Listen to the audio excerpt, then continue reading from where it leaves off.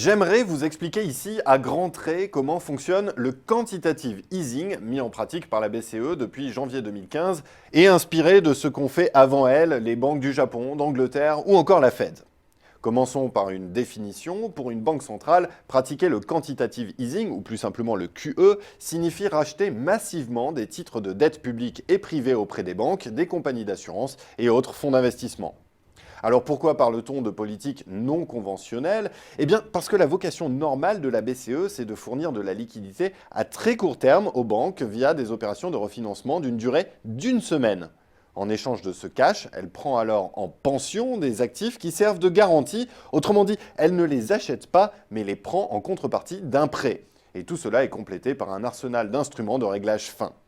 En fait, ce qu'il faut retenir, c'est qu'à travers ces opérations dites d'open market et les taux qu'elle applique à ces opérations, les fameux taux directeurs, la BCE facilite ou au contraire resserre les conditions auxquelles les banques se prêtent des liquidités à très court terme et par effet de cascade, elle influence les taux des dépôts et des prêts que consentent les banques aux entreprises et aux ménages.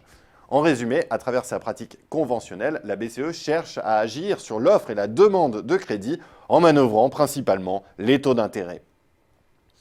À la frontière entre la pratique conventionnelle et non conventionnelle, il y a ensuite ce que l'on appelle les opérations de refinancement à plus long terme. Ce sont les LTRO pour Longer Term Refinancing Operations. Dans le cadre conventionnel, il n'existe qu'une forme de LTRO d'une maturité, c'est-à-dire d'une durée de remboursement de 3 mois. Mais leur nombre et surtout leur maturité se sont accrus à partir de 2007. Cette maturité a même été étendue jusqu'à 3 ans, voire 4 ans. Il s'agit donc de prêts à long terme accordés par la BCE aux banques. En 2011 et 2012, 1100 milliards d'euros ont ainsi été distribués aux établissements financiers de la zone euro pour une durée de 3 ans. C'est un changement de paradigme assez considérable par rapport à la pratique habituelle de la BCE. D'ailleurs, beaucoup de commentateurs parlaient déjà de quantitative easing à cette époque. Mais en fait, on pourrait qualifier plus exactement ce type d'opération de quantitative easing à durée déterminée. Et aujourd'hui, c'est bien parce que ces opérations arrivent à échéance qu'il est urgent pour la BCE de réinjecter massivement de la liquidité dans le système. C'est exactement ce que fait la BCE depuis janvier en pratiquant un quantitative easing au sens strict du terme, c'est-à-dire en se lançant de plein pied dans une politique véritablement non conventionnelle. Premièrement, elle procède à des achats fermes de titres, principalement des titres souverains, c'est-à-dire de la dette des États, mais il peut s'agir aussi d'obligations d'entreprise et même de produits titrisés. Deuxièmement, il s'agit bien d'achats massifs, 1140 milliards d'euros répartis sur 19 mois. Regardons maintenant les mécanismes de transmission attendus. Eh bien, ils sont plus complexes qu'il n'y paraît.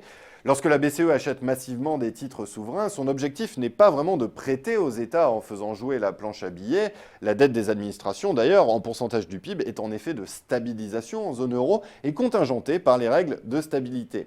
Donc, en siphonnant une partie de l'encours des obligations d'État détenues au portefeuille des intermédiaires financiers, la BCE restreint le marché des titres publics et pousse ainsi les investisseurs à recomposer leur portefeuille en faveur des titres corporate, c'est-à-dire les actions et les obligations d'entreprise qui sont bien plus rémunérateurs que les titres publics. Elle tire donc vers le bas les taux sur ce type de produit, faisant baisser le coût de financement des États et des entreprises. Elle pousse du même coup à la hausse le prix des actifs, et notamment les cours de bourse, et elle augmente le volume de financement auquel ont accès les agents privés. En plus, en diminuant l'ensemble des rendements, notamment à long terme, et en émettant de l'euro, elle favorise la dépréciation de la devise européenne. C'est en jouant sur ces 4 canaux de transmission qu'elle espère aujourd'hui extraire la zone euro du piège déflationniste qui se refermait sur elle, et favoriser ainsi la reprise économique.